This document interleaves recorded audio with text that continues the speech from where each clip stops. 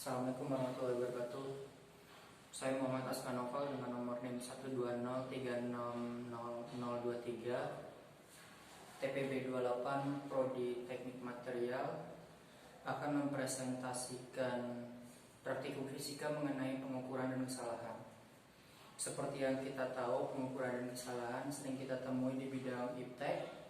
Setiap kali kita mengukur suatu benda atau suatu kejadian, selalu ada faktor ketidakpastian. Faktor ketidakpastian ini biasanya didasari oleh adanya keterbatasan alat ukur. Lalu habis itu ada juga faktor seperti kekurangan penglihatan manusia yang sukar untuk melihat ukuran lebih kecil dari 1 mm.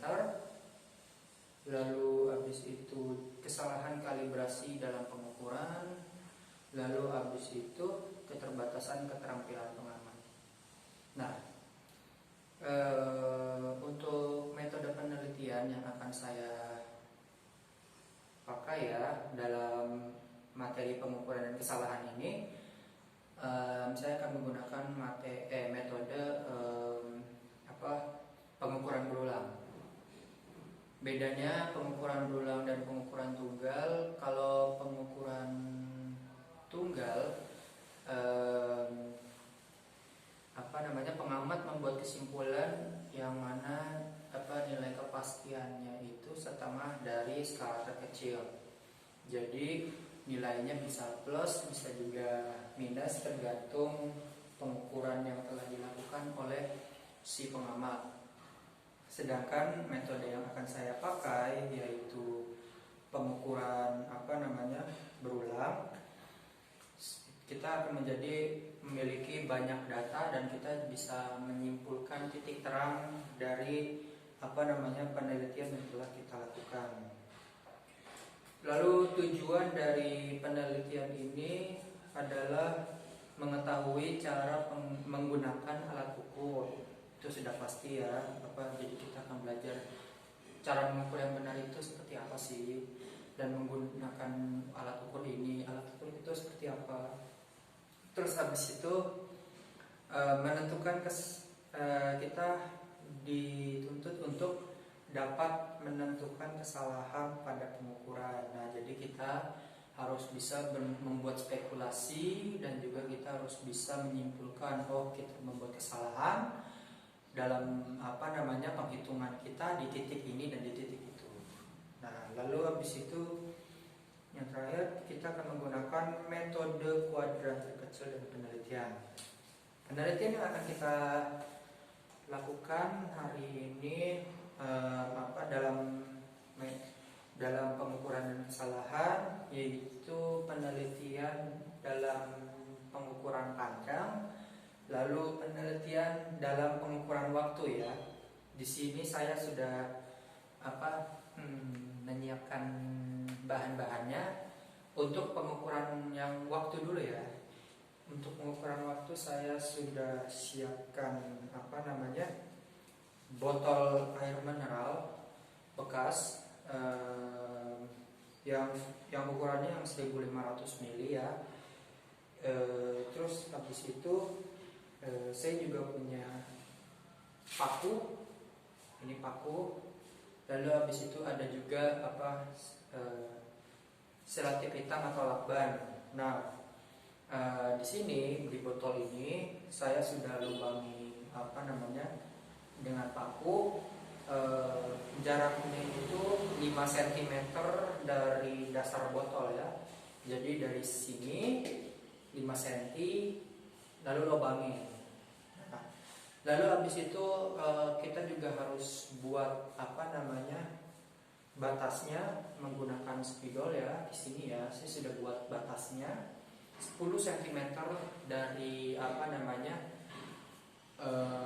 dari dasar botol. Nah, kita ngebuat batasnya 10 cm di sini di atas, agak di atas itu lubang yang tadi dibuat untuk ukur banyak airnya ya. Nah, lalu mengukurnya dengan apa? Saya di sini ada stopwatch, pakai stopwatch yang dari jam, bisa pakai stopwatch yang dengan alat Itu apa? Menghitung waktu bisa dari HP juga, terserah kalian.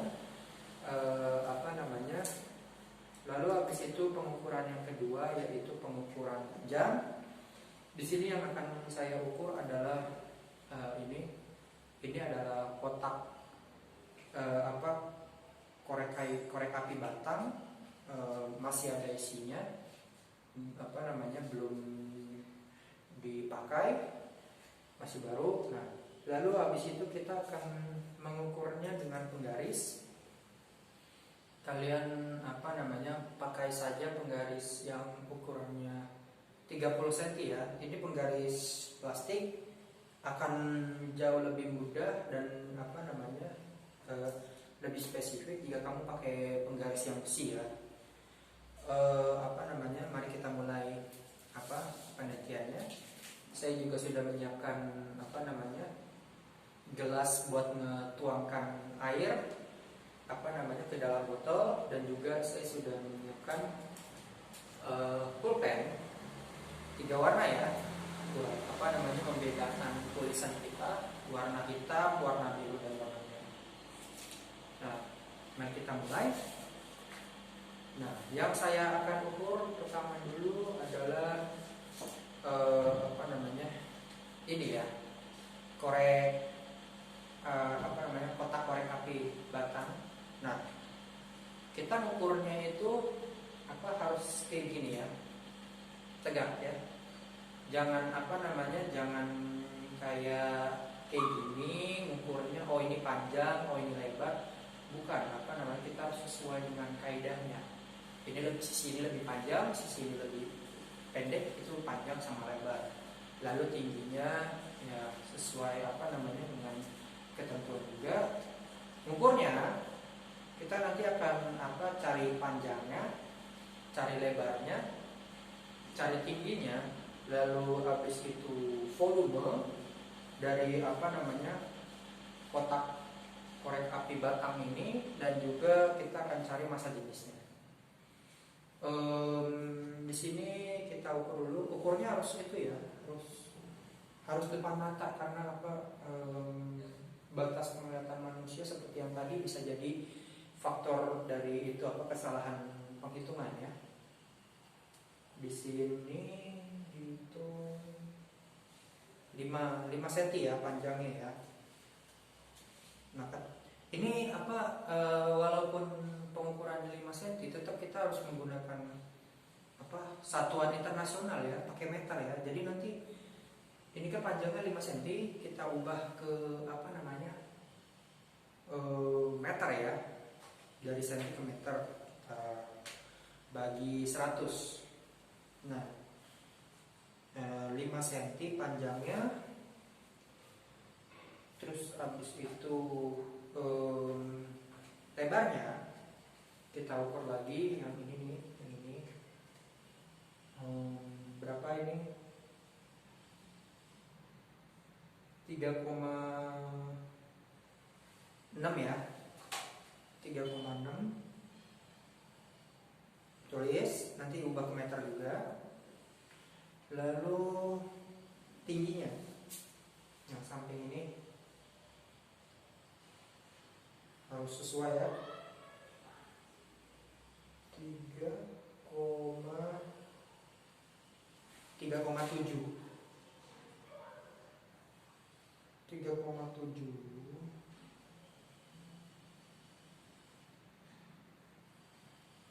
Oh, ada kesalahan, maaf.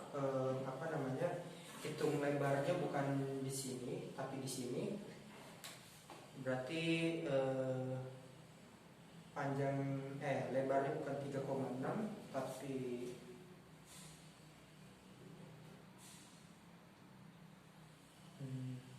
1,1 cm ya, 1,1 cm. Nah,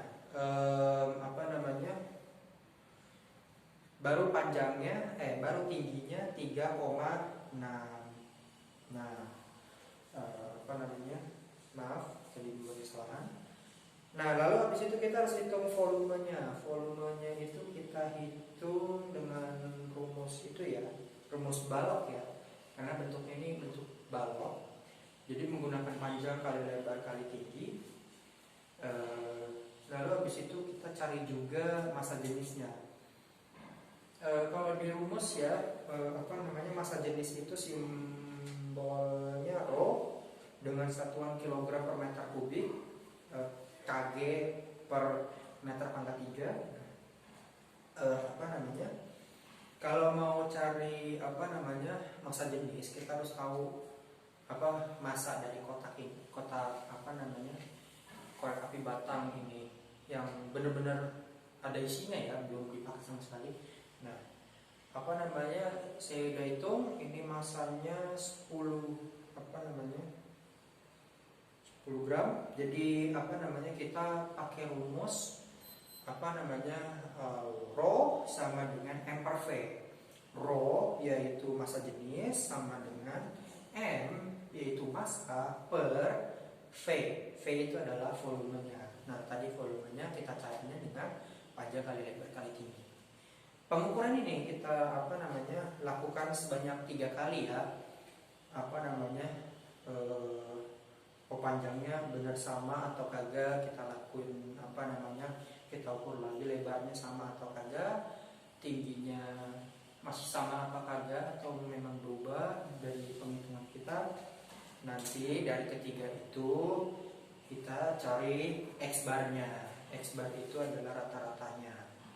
Nah, rata-ratanya misalnya panjangnya awalnya kita 5, lalu habis itu tetap 5 di percobaan kedua, di percobaan ketiga rupanya 5,1. Nah, nanti kita kita cari rata-ratanya, 5 tambah 5 tambah 5,1 dibagi 3. Nah, itu rata-ratanya. Nanti delta X-nya itu adalah jumlah dari rata-rata total. Nah, ini nanti kita harus buat kesimpulan juga, ketelitiannya berapa persen. Nah, misalnya saya udah ngukur 5 cm, terus habis itu percobaan kedua saya ngukur 5 cm juga, percobaan ketiga saya nyoba 5,1 cm. Wah, berarti ada perubahan ya. Nah, itu perkirain aja persenannya. Kita udah teliti berapa persen sih, misalnya 97% atau 9%. Itu tergantung dari percobaan kalian dan perkiraannya, karena ini tergantung dari penelitinya. Nah, ya seperti itu. Yang kedua, kita akan mengukur itu ya, mengukur waktu ya. Di sini saya sudah sudah siapkan gelas buat itu nuang air ke dalam botol. Nah, untuk airnya saya sudah siapkan ya setengah ember aja, gak perlu banyak-banyak. Tapi tetap kita butuh embernya biar gak tumpah ya, biar berceceran. Ini kita lakbarin dulu lubangnya, lalu kita isi sampai batas yang 10 cm dari dasar botol ya. Kita isi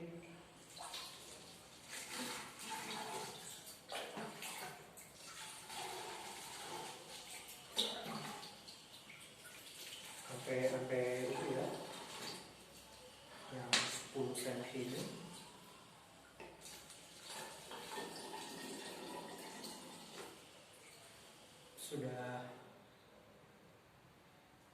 Sudah pas ya. Kalau menurut kalian sudah pas, maka siapkan itu stopwatch kalian. Kalian akan hitung pada percobaan pertama butuh berapa detik hingga lubang nanti pas ngalirin air akan berhenti. Lalu habis itu yang percobaan kedua berapa detik, percobaan ketiga berapa detik. Nah, kita siap-siap cabut ya.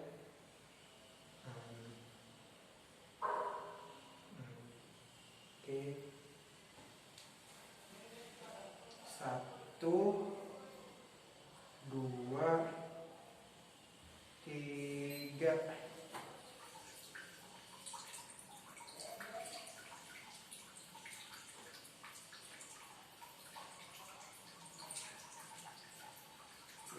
detik ya.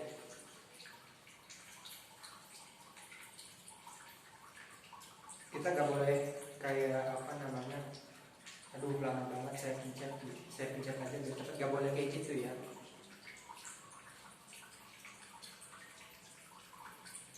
Kita harus tunggu sampai apa namanya airnya benar-benar ngalir.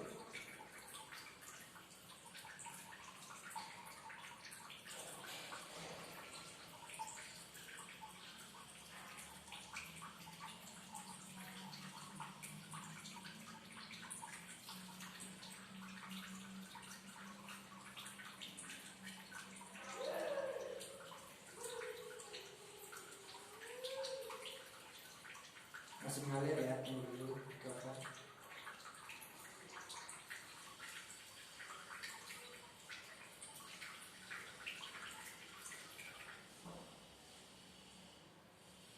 Nah, yang kayak kalau kita lihat kan ini apa namanya masih ngalir ya, meskipun enggak apa namanya sampai apa namanya kayak mancur tadi, tapi kita kasih ngalir. Kita harus tunggu sampai benar-benar berhenti ya.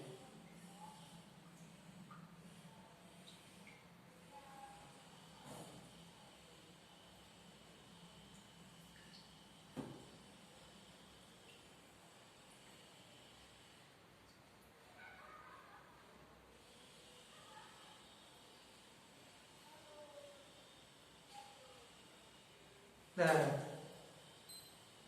oke. Kalau di apa namanya di stopwatch saya apa namanya dia mencatat waktu berhenti sekitar apa namanya 1 menit 55 detik 9,97. Berarti kalau diubah ke sekon berarti 60 tambah 55,97 berarti 60 7, 8, 9, 10, 11 115,97 detik. Nah, apa namanya nanti kita lakuin percobaannya lagi 3 kali, lalu habis itu kita apa namanya kita tulis lagi waktunya berapa lama, kita pakai stopwatch lagi, lalu habis itu apa namanya kita cari rata-rata dari waktunya, lalu cari apa namanya delta X barnya, yaitu apa namanya pengukurannya, lalu habis itu kita apa namanya kita tentuin ketelitian dari apa namanya penelitian kita itu berapa persen. Misalnya apa namanya menitnya gak jauh detiknya gak jauh beda, saya perkirain di apa namanya 96% atau 97% apa sama lah, karena selisihnya gak jauh beda. Nah, apa namanya ini semua juga tergantung ya dari besar lubang yang kita buat dengan paku, lalu habis itu apa namanya banyak air yang kita tuang tadi, apa namanya apa udah benar-benar pas banget di 10 cm atau tidak. Nah, itu semua mengaruhi yang namanya pengukuran dan kesalahan. Untuk penghitungannya dari analisis ini akan ditampilkan dalam bentuk file PDF. Nanti apa namanya akan di scan, lalu habis itu saya share dalam bentuk file. Terima kasih sudah apa namanya